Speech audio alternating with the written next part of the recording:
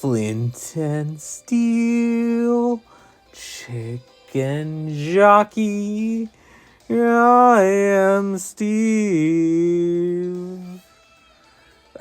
Welcome back to the Out of Time podcast, the podcast where don't walk away from me. You request me to play games, and I play them, and in this case, it's Sonic Mania. More specifically, the Lava Reef Zone, both acts, and later on, we're going to be talking about Mega Man Battle Network 2. What a mouthful. And, let's just get into it. Lava Reef Zone. The main thing is, like, there's a lot of lava. And, there's, like, these little, I'm not sure what you'd call them, like, little treadmill type beats. And you jump into them with Sonic, and you gotta rev up those fryers so they operate. And I like in act we'll jump around a little bit. I like in Act 2 how there's like a block, not really a puzzle. I guess an area is more accurate to describe it. There's like a bunch of blocks being pushed out of this one area, and you jump on the blocks and they're hovering over lava, and there's a 1-up, I believe, disintegrating into the lava, and you can choose to risk it for the biscuit. There's also, I believe that's also Act 2, where there's like a huge grinder type of deal, and you can jump up and try and hang on to it, and then fling yourself up and like fling onto other grinders, and that's more of like a timing thing.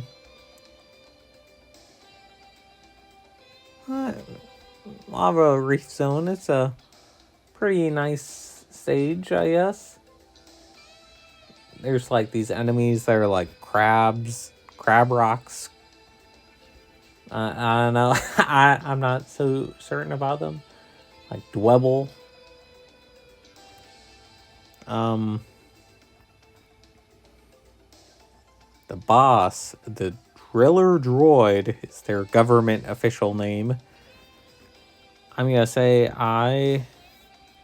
last episode, we'll talk a little bit about where I said, the bosses of Act 1, I said, they're not so hard. And then now I'm gonna say I'm revoking that statement, because Driller Droid, I really got stuck on for a little bit. You would think just how it's formatted, you're supposed to just like lure them into the lava, kind of like Mario 3 style, and that would be it. But you're just supposed to lure him to pierce into the lava, and then he melts like his non-lava proof armor off, and then that's when you kind of get at his underbelly. Yeah, that didn't really click with me for a bit. I just kept trying to lure him to the lava or magma or whatever it would be. in this eternal loop we call life. There's another thing I want to talk about before we talk about the boss of Act 2. Heavy Rider. In both acts, actually, there's like these steps or legs, I guess. I don't know what you'd call them. You jump onto them, and then they take a step forward, and then you have to jump on the other one, and they take a step forward. They kind of remind me, in a kind weird way, of in Super Metroid. The only Metroid game I've played and beaten all the way through. There's this portion, spoiler, where you curl up into the morph ball and you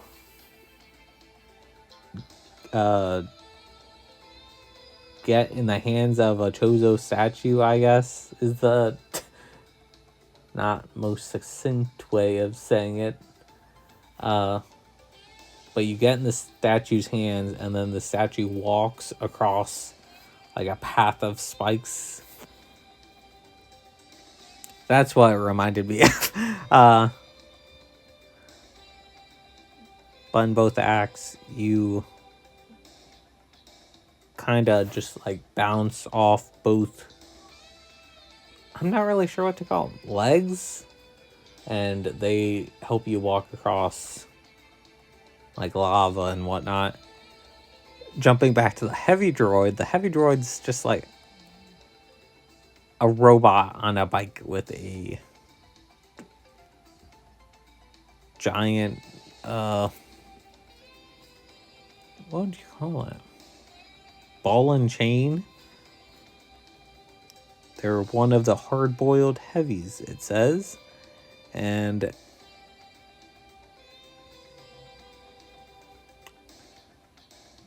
I was gonna say at first, this thought popped into my head. You know, why does a robot need a bike? Why can't the robot be the bike? And you know, then I did dismiss the thought. And I'm like, you know,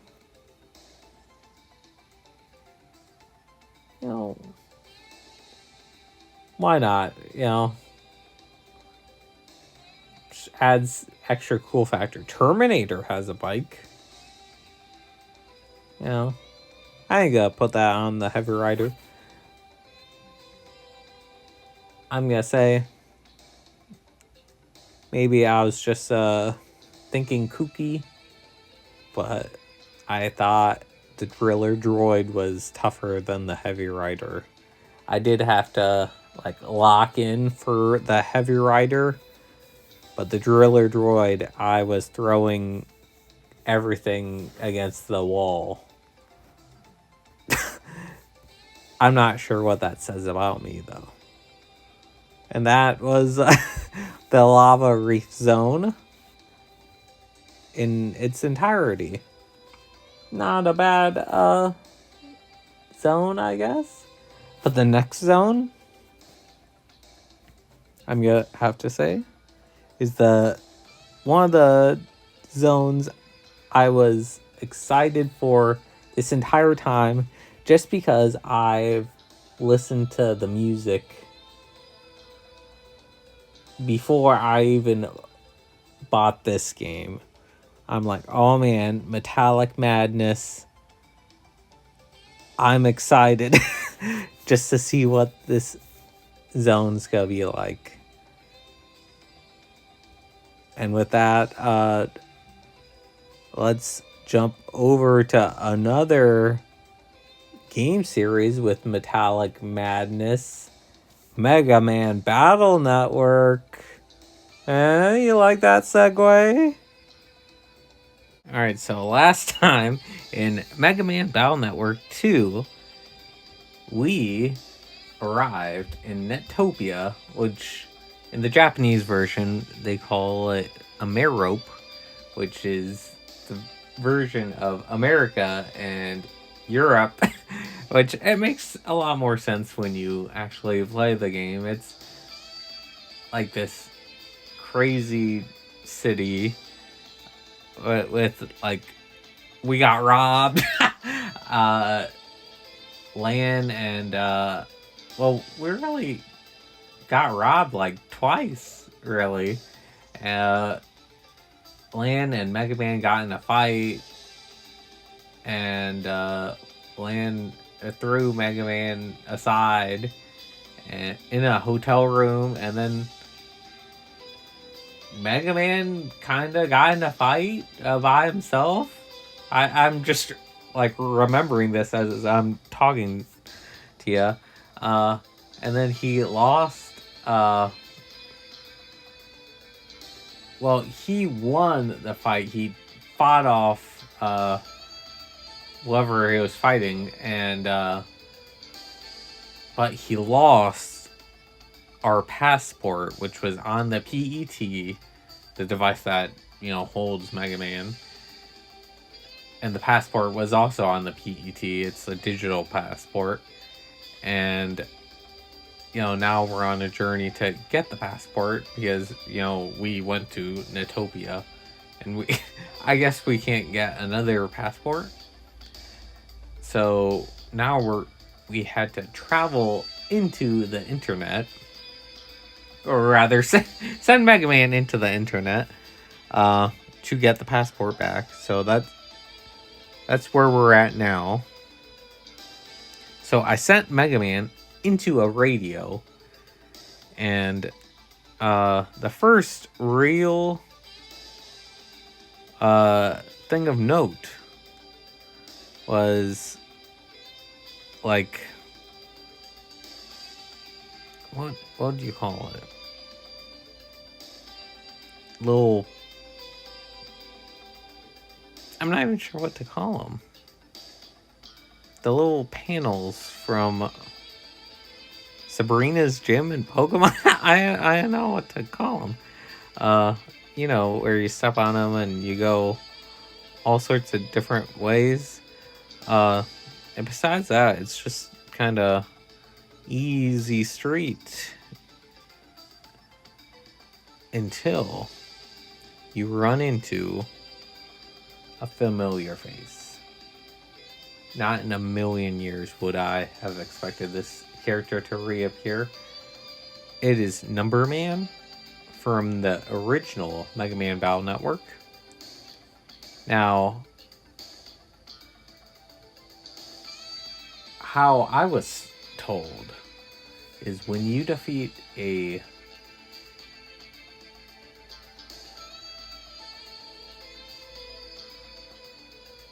I'm what are they called? Not a virus, but a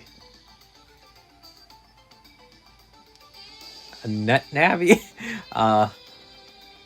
They are just deleted from the internet. Now, you can refight them. They do reappear, but they're not the same guy. They're just like, their information stays forever on the internet. This is kind of like throwing me off because they're there and they're like a non-playable character. Yeah, it's just weird to me.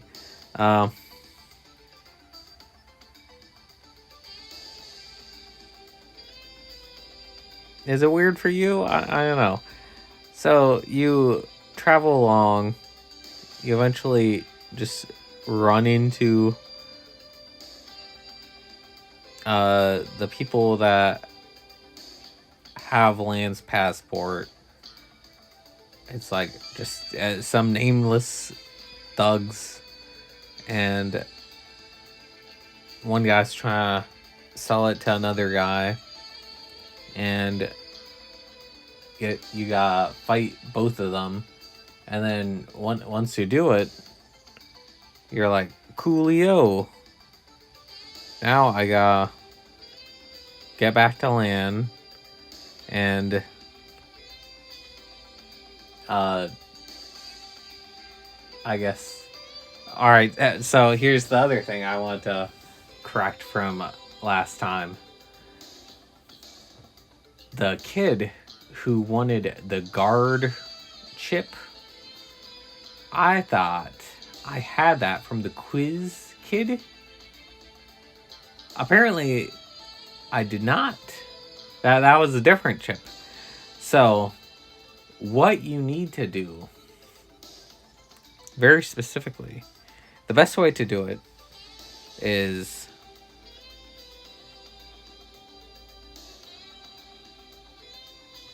I looked it up. You should go talk to this guy in the alley. He's just like walking around, and he's like, "Oh, you don't have any what type of chip was it? I believe it was guard. They're all over this place." And then you have to talk to this tourist standing in front of the castle. And then she goes, "Oh, I have like 30 of them." And then she gives you 30 of them. That is like the best way to get out of grinding for him.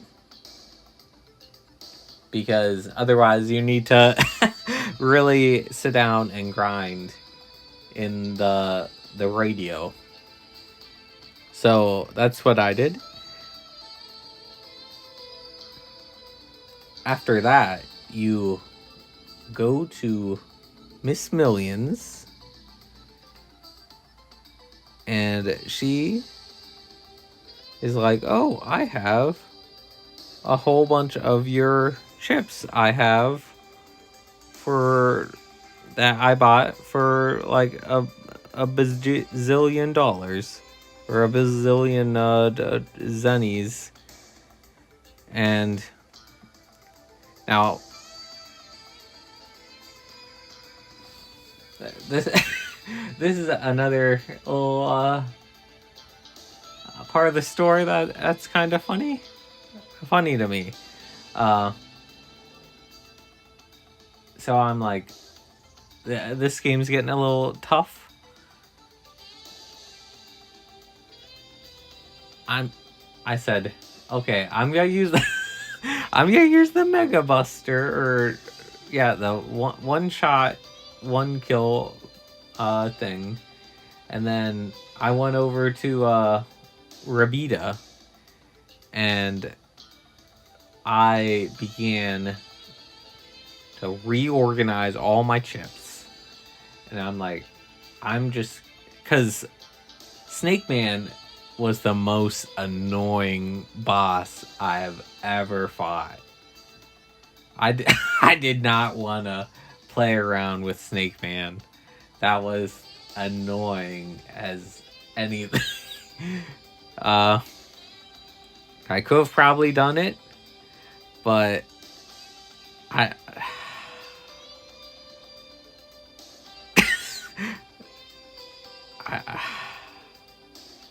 that was the compromise I made. So I just went over to Rabita and I said, okay, I've reached the point of the game where it's like, because I was doing like all my original chips from the start of the game, adding on like a couple new chips here and there, but now I'm like, okay, now I'm starting from scratch. All my chips are up to be removed and swapped out, and Rabita, yeah, she's no slouch, and I eventually beat her, and I'm like, okay, that's a good benchmark for where I should be at. After that, you go back to the hotel to sleep. You can't really leave Nintopia, I have to point out. I tried. But you go back to the hotel to sleep. The official net battling meeting is tomorrow, and Winland wakes up. Tomorrow is today. uh, and it's like, all right, all the super cool net battlers are meeting in the secret room of the castle. And I'll admit, this part took me at least 5 minutes to figure out. 5 real minutes. And you go in the castle, and there's like the little stairs roped off, and there's like 4 people in the whole castle. And I'm like, all right, well, are we talking about the same castle? And it turns out you just need to like walk through a wall, and that's how you get to the secret meeting. And in the secret meeting, there's Chad, all of our favorite rival. At this point, something clicked in my brain. You know who Chad is like, actually? He's like the rival from Pokemon Gold, Silver, Crystal. I'm not sure what made me come to that conclusion, but he's kind of got that energy, you know? Rival, kind of like a anti-hero, you know? There's Johnson, net battler, lover of freedom and peace. He's just kind of a dude. There's Raoul, the guy we fought earlier. And there's Princess Pride. We have an entire princess. Not sure where all the other world leaders are. And then we have, what's her name? Like Jennifer from South Netopia. So, the best leaders and net battlers in the world have all come together. And there's just 6 of them.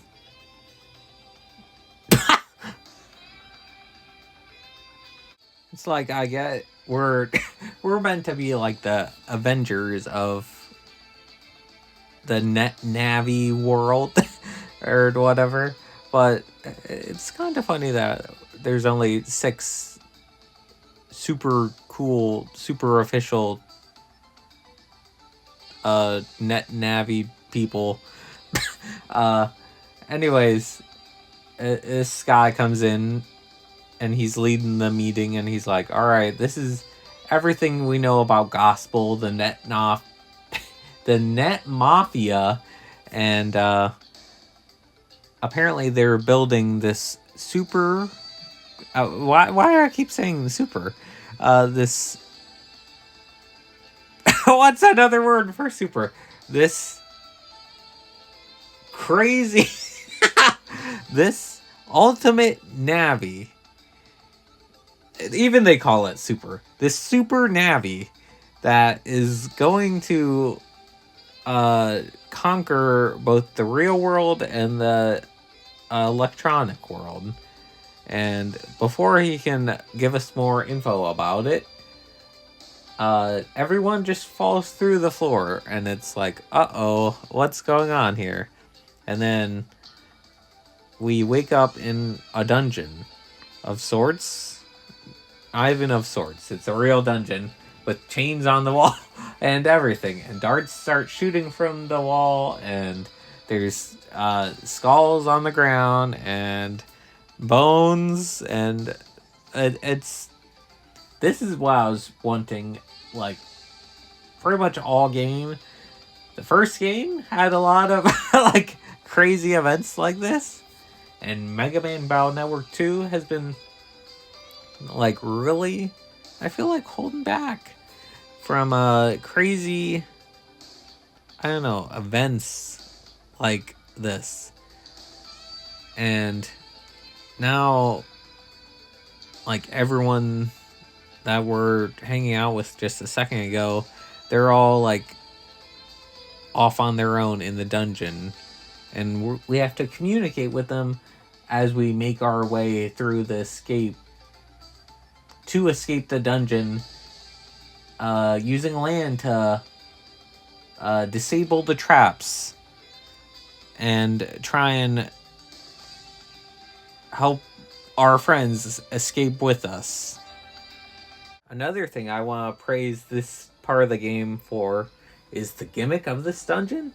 It's the best way to describe it is like Pac-Man almost. You're doing the dungeon and there can be like a vampire in the dungeon with you, and if the vampire runs into you, it'll take 100 of your health points, or it can be a zombie. And the zombie, if he runs into you, he'll take you back to the grave, because there's like random gravestones. And another one is like, I believe they're called bandits or robbers. And if he runs past you, they always turn left, I believe. They all have like certain movement patterns to them. He runs past you and he steals like, I believe it's all your zennies.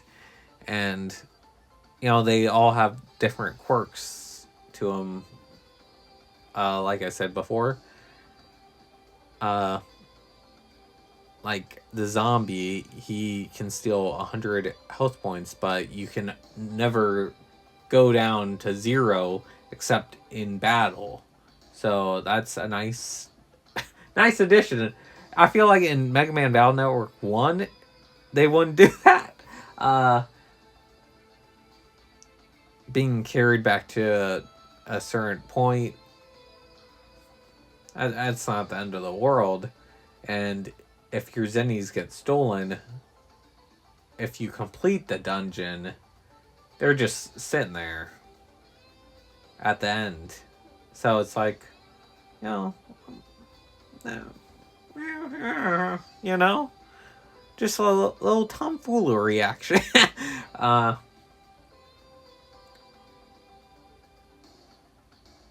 But while you're avoiding them, you're also looking for keys. So it's not like a whole trying to run through as fast as you can. You're looking for key to unlock the door, and then move to the next area. Key to unlock the door, move to the next area. You know what I'm saying? And then I feel like this area is kind of well done. You know, it's also like the last dungeon type of deal, where it kind of overstays its welcome a little bit. Feel like they could have mixed it up a tad bit. Maybe added one more enemy or gimmick variety guy to spice it up at the end. Overall, no complaint. This is from the series that gave us the electric dungeon and the ice dungeon, so I ain't complaining, man. So Mega Man disarms the trap, Land moves on, and then you get a little beep beep beep beep beep beep. It's Johnson, and he's like, "Oh, this trap got the better of me, and you've got to move on."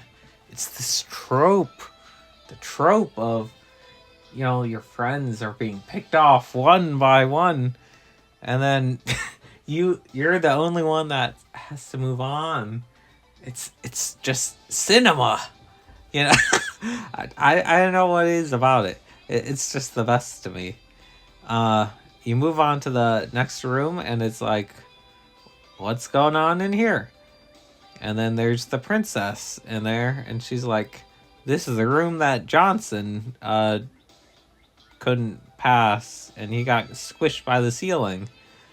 And she's like, can you help me with this trap? And then you help her with the trap. And then she's like, coolio. Yeah, she doesn't say that. But she's like, now that you did that, I'm going to stay back because I dropped my battle chip in this pile of bones here. Go ahead, I'll cause problems for you. And you're like, all right. And then you go through, and while she rummages through the bones, and then the door locks behind you, and she's like, uh-oh, here's Net Mafia's gospel Net Navi, the ultimate Net Navi. And then it fights her Nightman,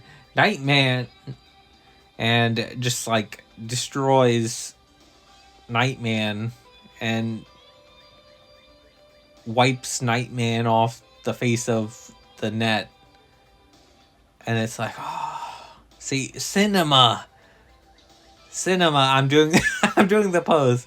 And then you walk up the stairs, and there's Jennifer just lying on the stairs. And it's like, what's going on? And Jennifer's like, oh, I can't move the trap. I'm dying, lad. Someone is a traitor. And you're like, well, who could be a traitor? And then that's what got me thinking. I'm like, all right, can't be anyone that's dying so far. So then you step into the next room, and then a ring of fire appears around you, and you absolutely can't move. And Lance's like, well, what do I do in this scenario? There's like a switch on the wall, and Lance's like, I got it. I was given a wireless from Meilu. Let me throw the wireless on the panel, and then throw the PET on the panel. Wouldn't if you have that precise aiming, wouldn't it just make more sense to just throw the PET on the panel? You know, I'm not gonna question it anymore. But it works out. And then you move on to the next room, and then you see Raul with his face first down on the floor. Alright, we're talking about traitors, and then you see someone with their face first down on the floor. My first inkling was, I thought, when you see Raul at the meeting, and then you see someone with their face first down on the floor, I thought the trick was going to be that someone was pretending to be Raul, and he would stand up, and it would be someone else. You know what I'm saying? Like, he would not take his face off, like take a mask off or something. It turns out that indeed was Raul on the ground, like burning or smoking, or I'm not sure. There's smoke emanating from him, and that's where my mind went when I saw Raul on the ground.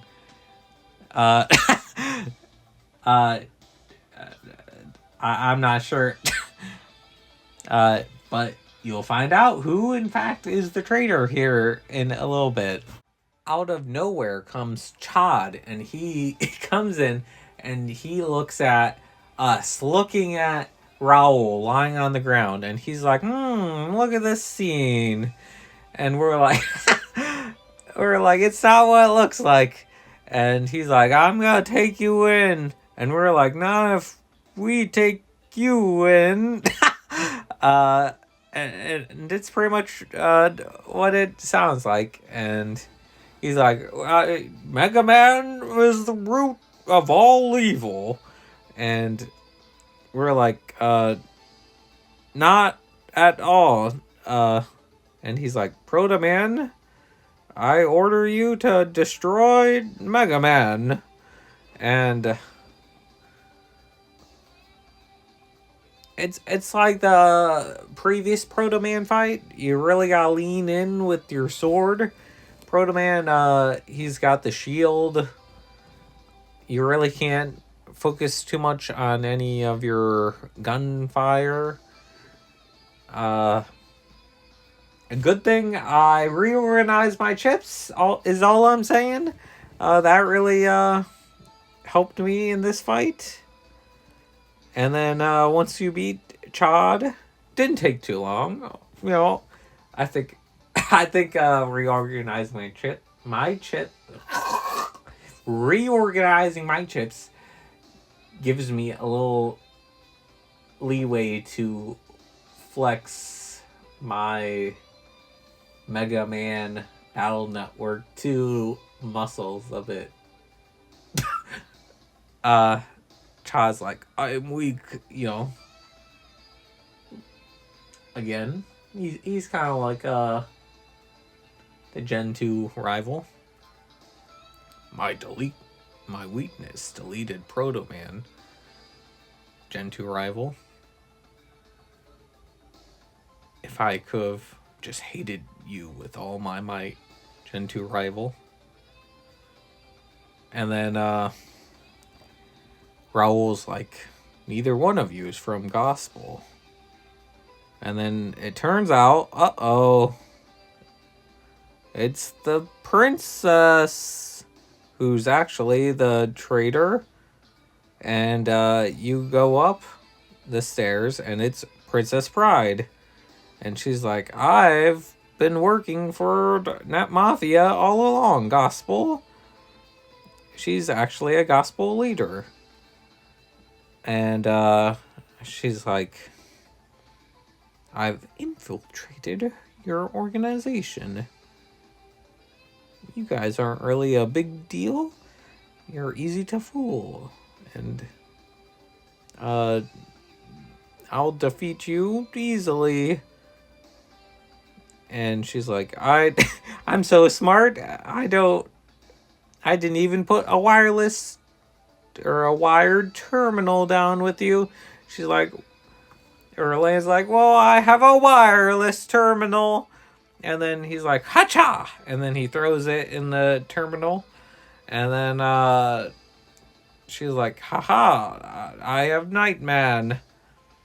And then you gotta go through a little dungeon to get to Nightman.